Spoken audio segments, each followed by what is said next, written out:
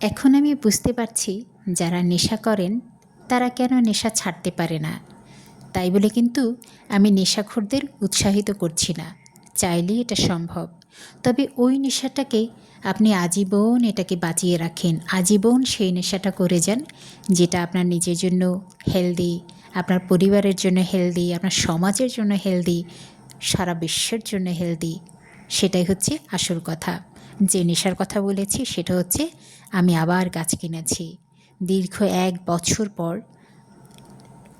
আর একটু বেশি সময়, আমি একটু ভেবেই বললাম, 1.5 বছর পর আমি আবার নতুন করে গাছ কিনেছি। গাছ কিনেছি হচ্ছে 2টো লাউ চারা কিনেছি, 2টো বেগুন চারা কিনেছি এবং একটি হাইব্রিড পেঁপে চারা কিনেছি। লাগাবো ছাদে। অনেক দিন ছাদে গাছ লাগানো হয় না। আমার ছাদে প্রায় 500-র মতো গাছ ছিল, কিন্তু এই মুহূর্তে আমি গুনে দেখেছি মাত্র 170টা গাছ আমার আছে। আলহামদুলিল্লাহ, তাও যে আছে। আমি মাঝখানে কোনো পরিচর্যা করতে পারিনি। সে যাই হোক, এখন আমি এই আমার লাউ গাছটি লাগাবো। অ্যাকচুয়ালি এক হাতে ক্যামেরা ধরে অন্য হাতে কাজ করা ভীষণ কঠিন। আমার কোনো হেল্পিং হ্যান্ড নাই, আমি খুবই গরিব মানুষ, এই জন্য আমার কাজ আমাকেই করতে হয়। আমার জিও ব্যাগে মাটি রেডি করা ছিল। মাটি রেডি করা বলতে কিন্তু তেমন কোনো কাজ না, আমি ফ্লোর ঝাড়ু দিয়ে যা হয় সেটাই কিন্তু এই জিও ব্যাগের ভেতরে দিয়ে রেখেছি। প্রায় বছরখানেক হয়ে যাচ্ছে। এখন ওটা একেবারে পর্যুদস্ত উর্বর মাটি হয়ে গেল। তো সেখানে আমি কিছুটা গর্ত করে নিয়ে এখানে যে লাউ চারাটা আছে, উপরের যে পলিথিনটা আছে ওটা ছাড়িয়ে দিয়ে আমি গাছটা লাগিয়ে দিলাম। গর্তটা এমনভাবে করতে হবে যেন গাছের উপরের অংশ ঠিক মাটির লেভেলে থাকে।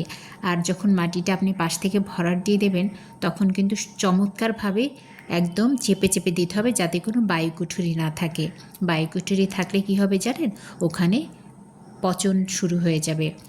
এই কারণে চমৎকারভাবে এটা লাগাতে হবে। আমি লাগিয়ে দিলাম এবং পানি দিয়ে এটা লেবেল করে দিলাম। পর্যাপ্ত পানি দিতে হবে, যে কোনো গাছ লাগানোর পরেই পর্যাপ্ত পানি দিতে হবে। এরপর অন্তত 2-1 দিন পানি দেওয়া থেকে বিরত রাখতে হবে, কারণ হচ্ছে অতিরিক্ত পানিতে আবার গোড়া পচে যেতে পারে।